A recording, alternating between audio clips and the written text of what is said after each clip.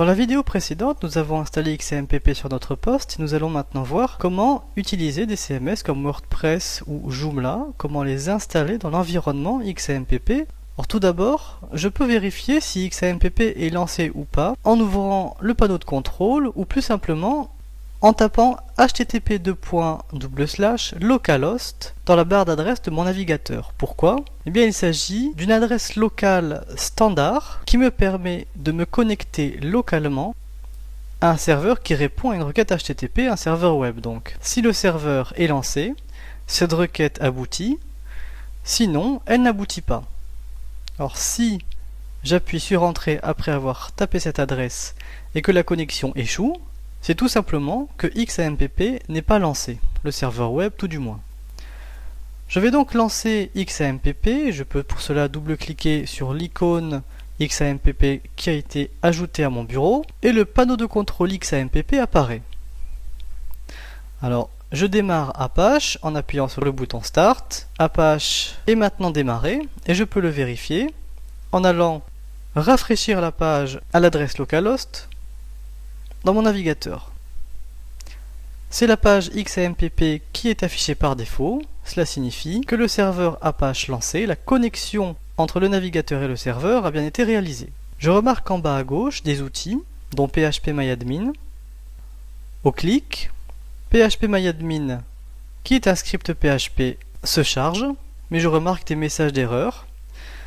Des messages d'erreur MySQL, avec un message qui revient Can't connect to MySQL server. C'est logique, puisque sur le panneau de contrôle d'XAMPP, nous n'avons pas encore démarré MySQL. C'est ce que je vais faire maintenant. Je clique sur Start. MySQL a maintenant démarré. Et si je rafraîchis ma page, phpMyAdmin se charge sans erreur. Je note donc que si je veux atteindre des URL commençant par localhost, il faut que, d'une part, le serveur Apache soit démarré, et si les pages que je souhaite atteindre utilisent des requêtes MySQL, eh bien il faut que le serveur MySQL soit également démarré. Voyons maintenant comment utiliser des scripts comme WordPress et Joomla dans l'environnement XAMPP. Je vais cliquer dans le panneau de contrôle sur Explore. Cela va m'ouvrir une fenêtre standard de navigation dans les dossiers, et je me retrouve dans le dossier XAMPP qui se trouve donc à la racine du disque C, et le dossier le plus important que je dois repérer, c'est celui-ci, le dossier htdoc. C'est à l'intérieur de ce dossier que je vais placer l'ensemble de mes projets de sites web dynamiques. Ils seront accessibles via l'URL localhost / et le nom du dossier, par exemple XAMPP. Nous allons prendre deux exemples, Joomla et WordPress. Je retourne dans mon navigateur et j'ai téléchargé les deux archives de ces CMS. Je vais donc les couper, aller dans XAMPP et htdoc, et je vais les coller ici. Alors pour rappel, ces deux projets sont accessibles à l'adresse fr.wordpress.org afin d'avoir la version localisée de WordPress en français, et joomla.org. Au clic sur Download, on arrive à la page download.html, et ici on peut télécharger la dernière version de ce CMS. Il existe également une version localisée de Joomla à l'adresse www.joomla.fr. Une fois ces deux archives téléchargées, nous allons les décompresser. Alors, je peux utiliser n'importe quel utilitaire afin d'extraire ces fichiers zippés. Je fais pareil avec Joomla.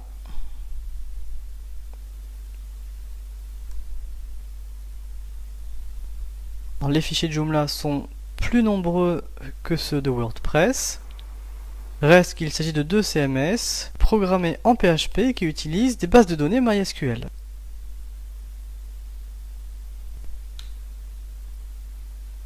J'ai donc maintenant deux projets. Joomla 1.5.20 stable full package que je vais renommer afin que le nom soit un petit peu plus simple en Joomla _ 1.5.20. Et WordPress. Alors je note que si je rentre à l'intérieur de n'importe quel projet et que je double-clique sur n'importe quel fichier PHP, par exemple le fichier d'index, eh bien rien n'est affiché tout simplement parce que on tente de faire interpréter directement par le navigateur un fichier PHP en passant par le protocole file. Si je regarde la source de la page que j'ai chargée, je me rends compte que c'est bien du code PHP et le code n'a pas du tout été exécuté. Je dois donc obligatoirement passer par le serveur que j'ai installé. Si je passe par le protocole HTTP en précisant localhost et le nom du dossier, eh bien cette fois-ci, j'accède à la première page de configuration de mon CMS. Alors, si je fais pareil en écrivant Joomla underscore 1.5.20 et que j'appuie sur Entrée, et là, de la même manière, j'accède à l'installation du CMS. Je note donc ce qui est le plus important.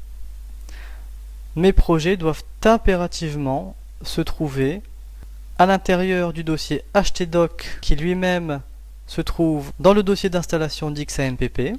Ce dossier est important car par défaut, c'est dans ce dossier que le serveur web Apache va pouvoir accéder à nos documents PHP, HTML, etc. Et si je mettais par exemple le CMS Joomla dans un autre dossier, par exemple dans mes documents, eh bien le serveur web Apache ne pourrait pas l'atteindre. htdoc doit donc être considéré comme le dossier racine dans lequel les documents qu'on a placés pourront être atteints par le serveur. Prenons l'exemple de l'index.html ici. Eh bien pour atteindre ce document, c'est très simple. Juste après localhost, je vais taper index.html. J'appuie sur Entrée et ça fonctionne.